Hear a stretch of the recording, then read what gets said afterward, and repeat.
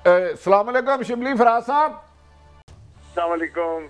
अच्छा, गुजारिश है आपसे, पहले थोड़ी देर पहले पीपीटी के मोहतरम कमर जुमा कह रहा और आना तनवीर साहब थे, तो हमने कहा कि शिबली फराज साहब के बगैर प्रोग्राम नहीं होता। अपोजिशन बड़ी पुरएतमाद है कि वो अदम एतमाद कामयाब कराने में कामयाब हो जाएगी और उसके नंबर गेम पूरे हो गए हैं, तो हुकूमत की क्या स्ट्रेटेजी है ऐसी सूरत हाल में?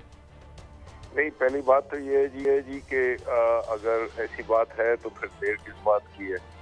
दूसरी बात ये है कि अपोजिशन इसी पे सियासत कर रही है पिछले कोई 3 साल से। इनके हमेशा ये कि आज अदम एतमाद है, आज इस्तीफे हैं, आज ये हो जाएगा वो हो जाएगा। पार्लियामेंट में तो इनको शिकस्त दर शिकस्त होती है। आज की दिन ले लें, सेनेट में इनकी मेजॉरिटी होते हुए भी ये बिल हार गए, क्योंकि इनके अपने लोग अगर इनके साथ नहीं हैं तो ये हमारे खिलाफ क्या अदम एतमाद लाएंगे। ये आज 3 बिल पास हुए, सबको पता है, और इनके नंबर्स नहीं थे पूरे, तो इनकी बातें हैं। इसी पे सियासत में अपने आप को इन्होंने जिंदा रखा हुआ है। न इनके पास कोई आवाम के लिए कोई सोल्यूशन है। ये महंगाई की बातें करते हैं, पेट्रोल की महंगाई की बात करते हैं। कल भी हमने से पूछा, आज भी पार्लियामेंट में पूछा कि हमें आप अपने फिल्म से हमें आगाह करें कि किस तरह से ये प्राइसेस जो कि $95-96 की इंटरनेशनल मार्केट में हैं, हम इसको किस तरह से सस्ता करें। उनके पास कोई सिर्फ तनकीद है, सिर्फ तनकीद, कोई लाहे अमल नहीं है, कोई सलूशन नहीं है, कोई इनके पास कोई वो नहीं है, तरीका नहीं है जिससे कि ये कोई अवाम के लिए बात कर सके। तो इनको रहने दें, मसरूफ रहने दें, इनकी सियासत में रेलेवेंट रहने का यही एक तरीका है। शिबली साहब दुरुस्त फरमाया आपने, मगर आपका जो कॉन्फिडेंस है वो नजर नहीं आ रहा। मसलन जब से अदम एतमाद का जिक्र हुआ है, आपने कहा हम पंजाब में भी वजीर बढ़ा रहे हैं, हम फेडरल में भी बढ़ा रहे हैं, और इत्तेहादियों से जो 3 साल से किए वादे पूरे करेंगे, तो don't you think this reflects some kind of nervousness? नहीं जी, देखें, ये तो आपको पता है कि हमेशा पॉलिटिक्स में जो भी जमातें होती हैं, जो भी अलाइज होते हैं, उनकी अपनी एक सियासी रिक्वायरमेंट्स होती हैं, उनकी कमिटमेंट्स होती हैं। तो वो अगर ये समझते हैं कि उनको अगर हम कोई वजारतें दें या उसमें कोई उनको कोई हेल्प हो उनकी सियासत को, तो हम बिल्कुल, वो एज एलाइज हमारा फर्ज बनता है कि हम उसको पूरा करें। और ये बातें तो काफ़ी अरसे से चल रही थी। उसके बाद ये अगर हुआ है, और जो कि अभी हुआ नहीं है, लेकिन उम्मीद है कि ये हो जाएगा, तो इसमें कोई बात नहीं है। हम अगले साल इलेक्शन का साल शुरू हो रहा है, तो जाहिर है कि हमने अपने जो एलाइज हैं उनको भी सपोर्ट करना है।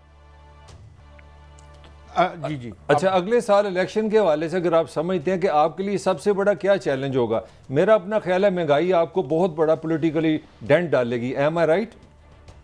देखिए जी, इसमें तो कोई शक नहीं है कि लोग जो है तो अपना जनरली उनको इस चीज़ का जो दुनिया के हालात, जिस तरह की मुश्किलात हैं, लेकिन महंगाई हमारे लिए, इसमें कोई शक नहीं है कि वो हमारे लिए बहुत बड़ा चैलेंज है और किसी हद तक। लेकिन साथ ही साथ में हम ये भी देख रहे हैं कि अवाम बावजूद इसके कि इतनी मतलब महंगाई हो गई है आलमी हालात की वजह से, और हमारी इंपोर्ट्स जो कि महंगी हो गई हैं, तो ये अफेक्ट तो पड़ेगा। लेकिन मैं इंशाल्लाह ये यकीन रखता हूँ कि वो दूर की बात है। इंशाल्लाह ताला इलेक्शन से पहले ही ये जो महंगाई का जो जोर है ये भी टूट जाएगा।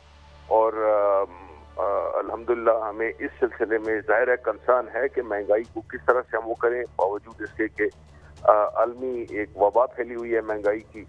तो हम यही उम्मीद करते हैं कि आने वाले महीनों में बेहतरी आएगी।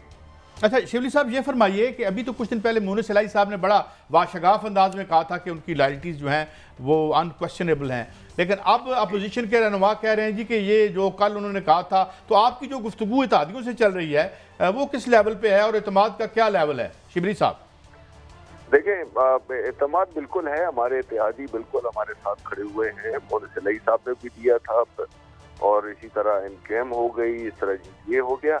जाहिर है कि इस वक्त उन्होंने तो यही देखना है कि इसमें मुल्क के पास चॉइसेस क्या क्या हैं। मतलब है कि इस वक्त जितने भी चैलेंजेस हैं जो ओरिजिनल हैं, जो कि कीमतों के लिहाज से हैं, एक इंटरनेशनल इन्फ्लेशन हुई है, तो ऐसी सूरत हाल में जो है तो जाहिर है उन्होंने अपने सियासी ऑप्शंस को भी तो देखना है। तो वो नहीं है, मेरा ख्याल है कि वो कुछ सोच रहे हैं, बिकॉज उनके पास जो चॉइस है वो इतनी डिस्क्रेडिटेड है कि मेरा नहीं ख्याल है कि वो अपने आप को स्टेज पे किसी ऐसे उसमें सिचुएशन में डालेंगे जो कि उनकी सियासत के लिए भी बेहतर ना हो और उनको कोई उसमें जो पॉलिटिकल बेनिफिट है वो भी ना मिल सके। अच्छा शिबली साहब, कल आपका बयान था कि पेट्रोल क्योंकि महंगा हो गया कम इस्तेमाल करें, तो मैं एक स्टडी पढ़ रहा था कि जो इंटर प्रोविंशियल हमारा खाने पीने की चीज़ें, सिंध से प्याज आता है पंजाब में, पंजाब से गंदम जाती है, इस तरह खाने पीने की चीज़ें हैं वो 15 से 25% तक महंगी हो जाएंगी पेट्रोल की वजह से। तो उसके बारे में फिर आप उसको सजेशन दें, कोई उस पर कोई एडवाइस करें आप?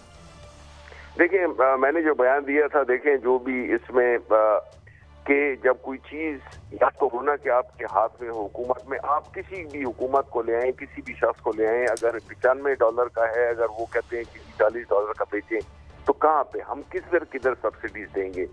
तो ये आया नहीं होता कि जब बिजली महंगी हो जाती है, हम पहले जब बिजली सस्ती थी हर वक्त बिजली लगी होती थी, पंखे छोड़ के चले जाया करते थे, एसी चले हुए भी छोड़ के चले जाए थे। लेकिन जाहिर है कि अभी जब महंगी हो गई है तो जाहिर है कि आदमी जरा उसके इस्तेमाल में एहतियात बरतता है। मतलब है कि गैर जरूरी इस्तेमाल करना, उससे जाहिर है कि आपने अपने बजट को देखते हुए आपने मैनेज करना है, बिकॉज ये एक टेम्पररी फेज है। तो टेम्पररी फेज में अगर कोई सख्त वो आए तो देखिए सारी कौम, दुनिया की जो कौमें बनी है वो यही है कि वो हालात के मुताबिक अगर उनको किसी चीज में थोड़ा सा, और हर तबके को करना चाहिए, मैं ये नहीं सिर्फ कह रहा कि ये हमारे ऊपर से शुरू होना चाहिए, जितने आप गाड़ियां देखें, जितने भी लोग हैं हमारे नजदीक, ये एक अपॉर्चुनिटी भी है कि जरा पब्लिक ट्रांसपोर्ट सिस्टम को हम बेहतर बनाएं, जिसमें कि लोग आसानी से, अब देखें ना ये जो वो हुई है अपना सर्कुलर रेलवे हो गया, कराची हो गया। अच्छा शिबली साहब ये बताएं, आप आपके पास वजारत साइंस एंड टेक्नोलॉजी, आप क्या समझ रहे हैं, आपकी तैयारी मुकम्मल हो चुकी है कि आइंदा इलेक्ट्रॉनिक वोटिंग से ही इलेक्शन होंगे आपके? हमारी तैयारी तो पूरी मुकम्मल है। अब ये इलेक्शन कमीशन ने जो है, जिस तरह उनके बयान से जाहिर हुआ है कि वो अगले हफ्ते 10 दिन में रिक्वेस्ट फॉर प्रपोजल कर देंगे, टेंडर दे देंगे, जिसमें सारे दुनिया से, पाकिस्तान से मशीनें सबमिट लोग करेंगे, तो जो भी बेस्ट मशीन होगी वो सेलेक्ट कर ली जाएगी। तो ये प्रोसेस जो है, तो जब तक ये नहीं होगा तो जाहिर है कि उसकी अमलदारी में, ईवीएम के इस्तेमाल में मुश्किलात होंगी। लेकिन अभी मुझे यही लग रहा है कि जो उन्होंने बयानात दिए हैं, और मेरी मुलाकात भी हुई थी चीफ इलेक्शन कमिश्नर के साथ पिछले हफ्ते, उससे यही जाहिर होता है कि वो RFPs अगले हफ्ते में वो दे देंगे, जो कि बड़ी खुशाइन बात होगी, क्योंकि इस प्रोसेस को अब आगे बढ़ना है, इसको अब हम पीछे जा नहीं सकते। शिबली फराज साहब, आपने हमें वक्त दिया और हुकूमत का नुक्ता नज़र भी नाज़रीन आपके सामने आ गया आने वाले दिन। बहुत शुक्रिया फराज साहब। भट्टी साहब, दोनों नुक्ता नज़र, ये तो कह रहे हैं जी हम पूरे एतमाद हैं और हम बिल्कुल नहीं हैं उसमें, और इलेक्ट्रॉनिक वोटिंग मशीन्स का भी वो अभी उन्होंने इंदिया दिया है। भट्टी साहब देखिए काजी साहब, जब भी कोई दो पहलवान मैदान में जाते हैं तो दोनों ही समझते हैं मैं जीतूंगा, कामयाब होऊंगा, वरना वो उससे पहले शिकस्त मान ले तो वो पहलवान नहीं करता।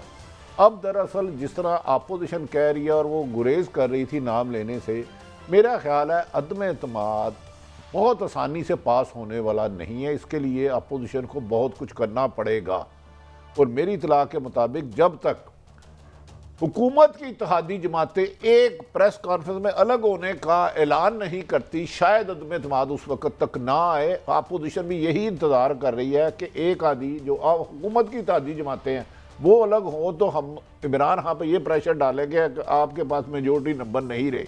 लेकिन बाकी आप भी अपनी असेसमेंट देना, आपने तीनों सीनियर साहिबान को सुना। मैं थोड़ी सी ज़रा कुछ मज़ाक़ी सी बात कर लेता हूँ कभी कभी आपकी इजाज़त से।